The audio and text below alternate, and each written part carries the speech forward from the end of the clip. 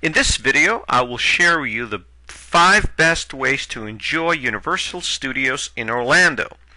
Those who have been to this amazing theme park may agree that if the day is not properly planned, it could turn into a nightmare. There are many rides, attractions, and shows. Not only that, Universal in Orlando encompasses 2 parks, Universal Studios and Islands of Adventure. So how do you get the most out of those 2 parks?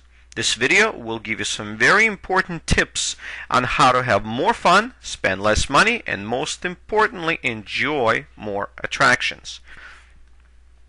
Tip number 1, get an express pass.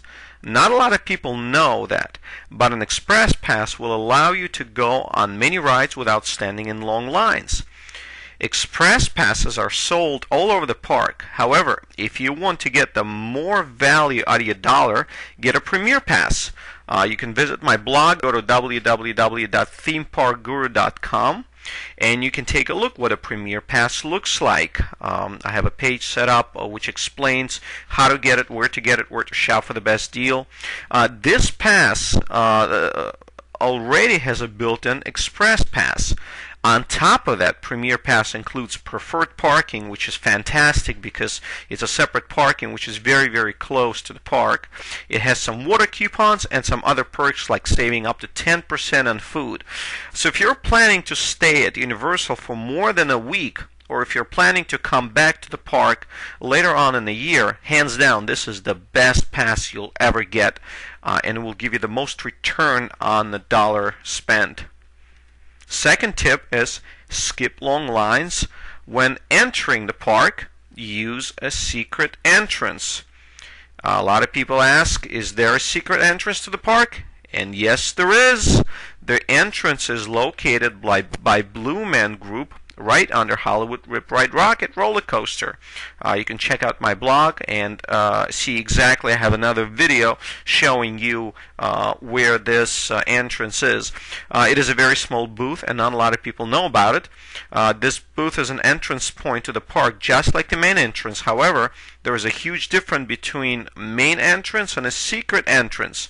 Less people equal faster access to the park, which in turn equal to faster access to the attraction, which in turn equals to a better experience. Well, you get the idea.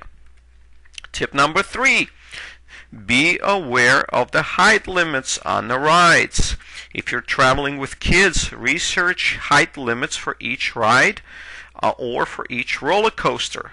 The last thing you want is to get your kids all excited about the ride only to find out that he or she is not tall enough. This is serious, guys. They check the height at the entrance and while sitting people on the rides. So even though the first time you're going to pass through and somebody forgets to check, the attendant will check if there is a question when there is time to get on the ride. More than that, you can wait 2 hours, just to realize that your child does not meet height requirements. Who wants to waste 2 hours and turn a perfectly fun day into a day of disappointment and tears? Not me. Do your research first. Tip number 4, you absolutely must check out Rip Ride Rocket. It is fantastic roller coaster. Depending on how much time you have at your disposal, you absolutely must check out this ride. This goes for the folks who are roller coaster freaks just like us. If you're not into roller coasters, then there's other things to do, but if you are into roller coasters, you gotta check it out. There are tons of rides at both parks, but this one tops them all. Hollywood Rip Ride Rocket is the world's largest roller coaster of its kind. It is an X-type roller coaster. You can select your own music, experience being on top of the loop, and even burn the whole experience onto DVD. Imagine one fact, the ride does not have a loop where you go upside down. When you go into the loop, you are actually on top of the loop. This is absolutely amazing. Not only that, there is 90-degree tilt at the speeds of up to 65 miles an hour. By the way, did I mention a 160-foot drop? Hold down to your cell phone and your camera. If you don't, a very professional and yet highly sympathetic staff will hand you little pieces in a plastic bag. Tip number 5, get a meal deal and a refillable cup. I'm not sure if this is a surprise for many, but food and drinks at the theme parks are expensive. A bottle of water could be over $2.50 and even more for soda. Wow! You could literally exhaust your vacation fund on food and drinks alone, especially when you have little kids. So the best way to deal with this situation is to buy a meal deal. You can get the meal deal at the park itself, or check out my blogs. I have some links. You can shop around for the best deals. Either way, it will save you tons of money when you get a meal deal and a refillable cup. When it comes to drinks, the solution is simple.